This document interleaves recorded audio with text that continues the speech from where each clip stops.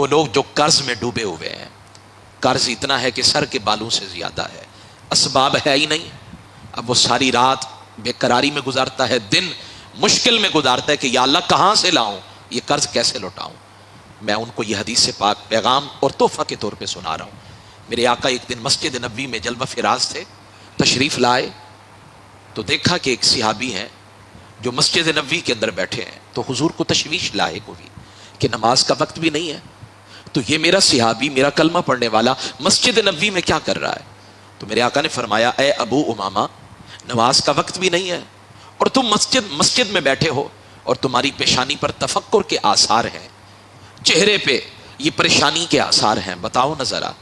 اگر پوچھنے والے امام الانبیاء ہوں تو پھر درد سناتے ہوئے، تکلیف کے بارے میں بتاتے ہوئے انسان کو احساس ہوتا ہے، سکون ملتا ہے کہ کوئی ہے میری تسلی دینے والا، کوئی ہے جو میرے غم کا مداوع کرنے والا ہے۔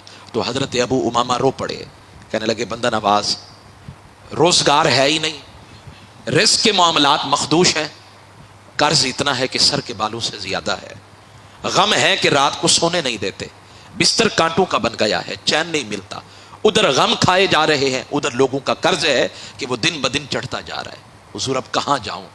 جب سارے راستے بند نظر آئے نا اور ساری گلیاں بند نظر آئی تو میں مسجد نبوی میں آ گیا، شاید میرے دکھ درد کا مداوع ہو جائے۔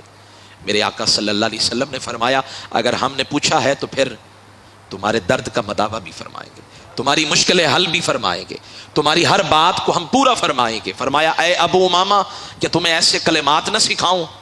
اگر تمہارا قرضہ زمین و آسمان کو اگر سونا چاندی سے بھر دیا جائے، اگر اتنا بھی ہو نا، یہ کلمات تم پڑھ لو، اللہ غیب کے خزانوں سے تمہارا قرض بھی پورا فرمائے گا، تمہارے غم کا مداوع بھی فرمائے گا۔ حضرت ابو امامہ کہنے لگے حضور بتائیں نا تاکہ میرا یہ قرض جلد سے جلد اتر جائے۔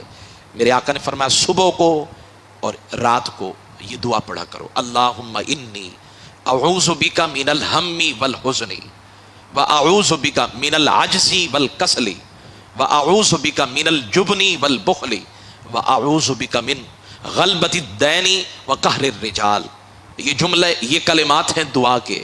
میرے آقا نے فرمایا ابو امامہ یہ پڑھتے جاؤ، پھر دیکھو اللہ تمہارے غم کا یہ مداوع کیسے کرتا ہے، تمہارے قرض کے آسانی کے ساتھ ادائیگی کا انتظام کیسے فرماتا ہے۔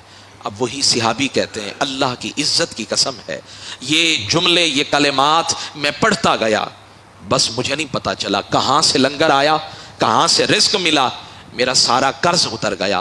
پہلے تھا کہ رات کو چین نہیں ملتا تھا، غم تھا کہ کھائے جا رہا تھا، اب غم قریب آتا ہی نہیں ہے، قرض ہے کہ سارا اتر گیا ہے۔ اور پھر میں ایک دن حضور کی بارگاہ میں آیا، میں نے کہا یا رسول اللہ آپ نے ایسا جملہ بتایا، ایسے کلمات بتائے، میرا سارا درد دور چلا گیا اور میرا سارا قرض اتر گیا۔ میرے آقا نے فرمایا اے ابو امامہ صرف یہ تمہارے لیے نہیں ہے، قیامت تک آنے والے میرے ہر امتی کے لیے ہے۔